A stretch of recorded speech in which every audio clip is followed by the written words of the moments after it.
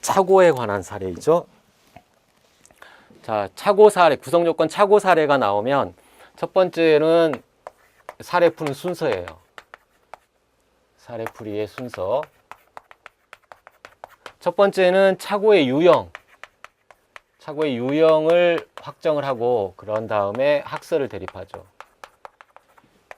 예컨대 나는 A라는 사실을 고의를 가지고 있어요. A라는 사실에 대한. A라는 사실을 인식하고 A라는 사실을 실현하려는 의사가 있어요. A에 대해 고의가 있어요.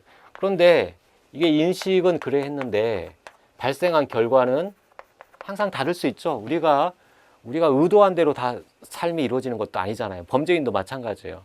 범죄도 저지르기가 쉽지 않단 말이에요. 자기가 A라는 걸 하려고 했는데 엉뚱하게 B가 발생했다. 그러면 이 발생한 B에 대해서 고의가 인정이 되느냐, 이게 쟁점이에요. 결과가 B가 발생했다. 이랬을 때, 자, 우리가 사회 통념에 비춰봤을 때 A라는 사실이나 B라는 사실이나 도찐개찐이다. 거기서 거기다. 이거 똑같은 거다. 라고 보면 이 사람의 고의가 이쪽에 대한 고의로 인정이 될 수 있겠죠. 고의 범위 인정이 돼요. 이걸 고의의 전용이라고 그래요. A에 대한 고의가 발생 결과인 B에 대한 고의로 전용될 수 있다. 이걸 부합이라고 그래요.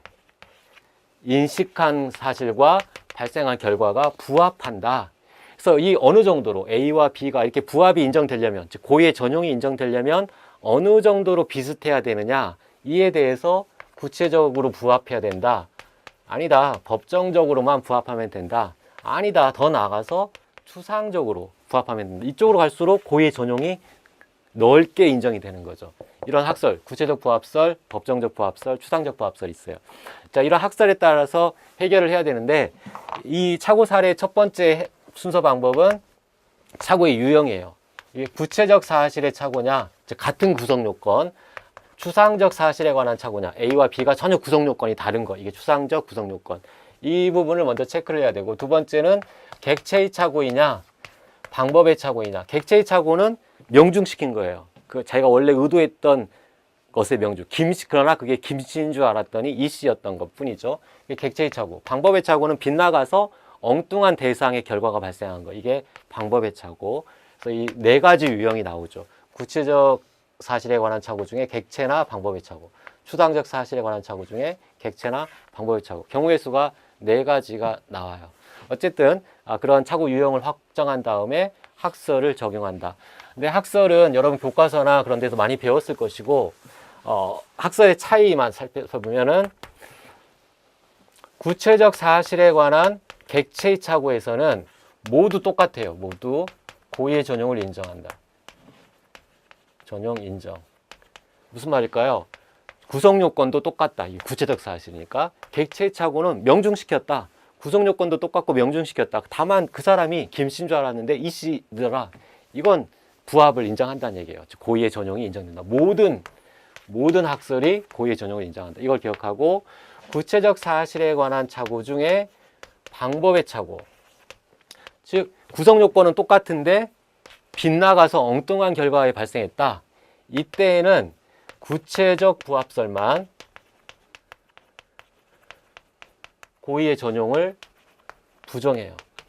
나머지 학설은 모두 다 고의의 전용을 인정하고 구체적 부합설만 고의 전용을 부정한다. 이게 당연해요. 구체적으로 부합할 때에만 고의 전용이 인정된다. 이게 구체적 부합설이잖아요. 그런데 빗나가서 엉뚱한 사람이 맞았다. 그러면 이거 구체적으로 부합하지 않는다라고 보는 거죠. 구체적 부합설에서는. 그래서 부합하지 않으니까 고의의 전용을 부정한다. 이걸 가지고 봅시다. 42번. 갑은 평소 을의 심한 괴롭힘을 참을 수 없어 늦은 밤에 을을 따라가다가 칼로 찔렀으나 실제로는 을과 비슷한 외모의 병이 살해되었다. 착오 유형을 확정해야 된다겠죠? 뭐예요? 자기가 찔른 대상에 명중했죠. 이것은 객체의 착오죠. 그리고 구성 요건은 을도 사람, 병도 사람이니까 구체적 사실. 구체적 사실에 관한 객체의 착오예요.